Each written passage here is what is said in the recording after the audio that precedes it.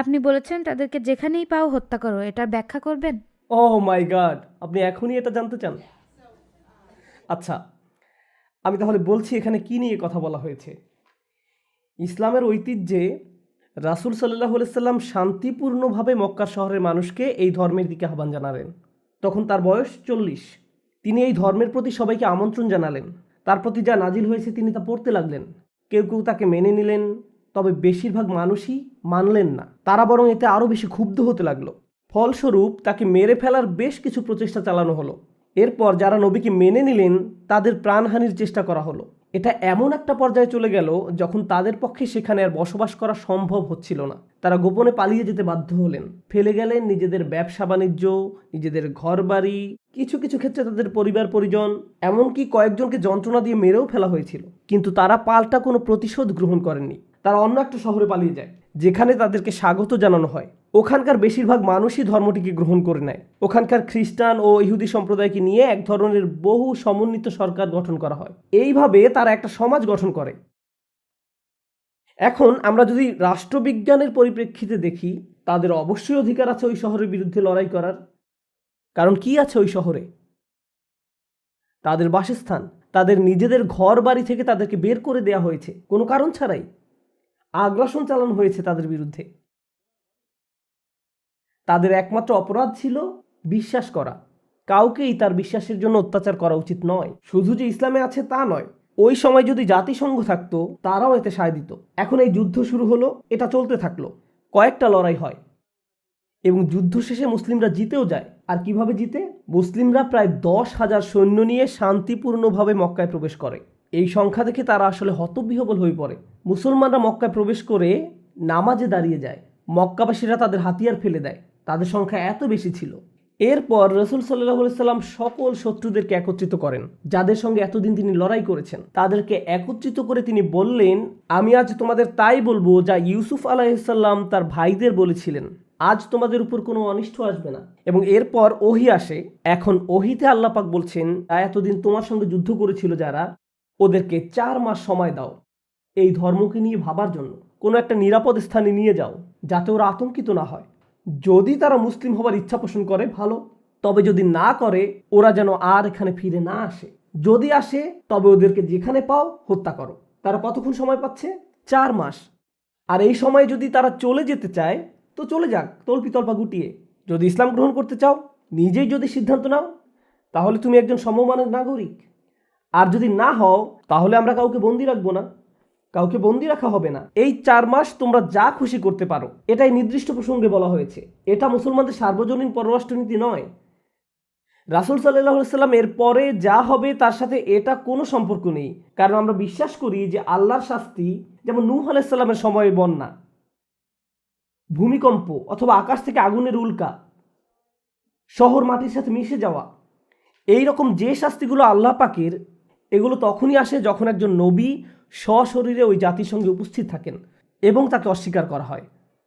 তখন আল্লাহ পাকের শাস্তি আসে। যখন একজন নবী সশরীরে উপস্থিত থাকেন না, এমন ধরনের শাস্তি কোনো জাতির উপর আসে না।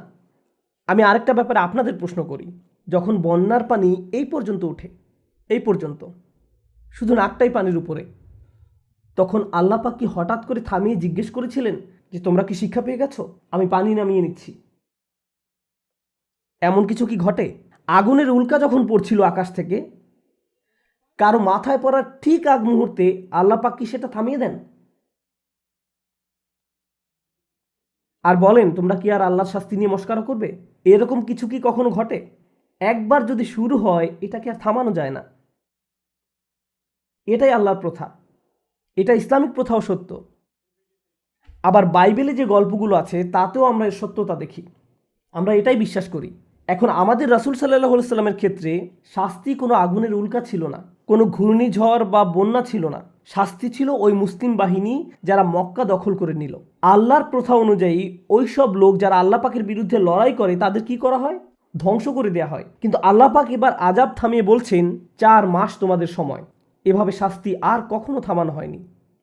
4 মাস সময়। তোমরা ভাবো, যদি চলে যেতে চাও যাও, রোমে চলে যাও, অন্য কোথাও চলে যাও, না হলে আল্লাহ পাকের আযাব তোমাদের উপর আসবে।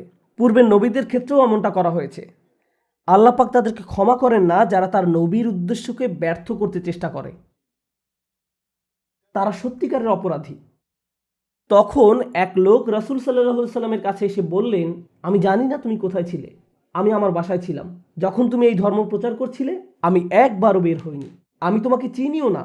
মক্কা দখল করার পরে আমি তোমাকে চিনলাম। আমার কি হবে? তার ঘরে নিশ্চয়ই কোনো এক্সবক্স ছিল, সে ঘর থেকে বেরই হননি। তো তারপরে সে বলছে, আমার কি হবে? আমি তো তোমাদের বিরুদ্ধে লড়াই করিনি। নির্দিষ্ট আয়াত নেমে এসেছিল শুধুমাত্র এই ব্যতিক্রমী ঘটনার জন্য। আমি বলছিলাম যুদ্ধে অংশ নেওয়া সৈন্যদের কথা, আর তাদের আমি 4 মাস সময় দিয়েছি। আর তাহলে ওদের ব্যাপারে কি করব? আল্লাহ বলছেন, আর মুশরিকদের কেউ যদি তোমার কাছে আশ্রয় প্রার্থনা করে তবে তাকে আশ্রয় দেবে, যাতে সে আল্লাহর কালাম শুনতে পায়, অতপর তাকে তার নিরাপদ স্থানে পৌঁছে দেবে। এটা এজন্য যে সে এর জ্ঞান রাখে না।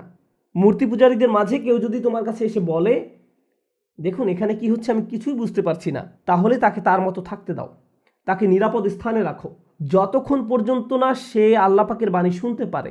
আল্লাহ পাকের বাণী শোনার পর তাকে কোনো একটা নিরাপদ স্থানে পৌঁছে দাও, কারণ তারা এই ব্যাপারে জানতো না।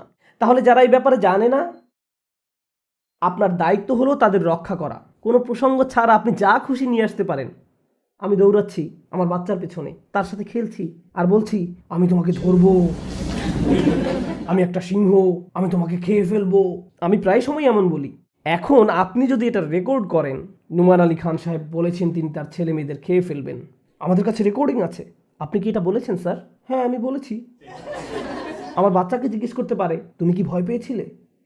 সে বলবে, আমি ভীষণ ভয় পেয়েছিলাম। কোন পরিপ্রেক্ষিতে কি বলা হচ্ছে? একটা লেখাকে খুব সহজেই বিকৃত করা যায়। এর মাঝের সৌন্দর্য হলো, যখন আমি দেখি মানুষ কোরআনকে বিকৃত করছে, আমি আল্লাহ পাকের দেয়া কথার প্রমাণ পাই। কারণ তিনি বলছেন, এটা দিয়ে তিনি অনেককে পথ দেখান, আবার অনেককে পথ থেকে সরিয়ে নেন। আর তারাই এ পথ থেকে সরে যায় যারা সত্যিকার ভাবেই অপরাধী। তারা খারাপ দিকেই এটাকে ব্যবহার করবে। আর যখন তারা এটা করে, ও আল্লাহ পাক আমাদের বলেছিলেন এমনটা হবে।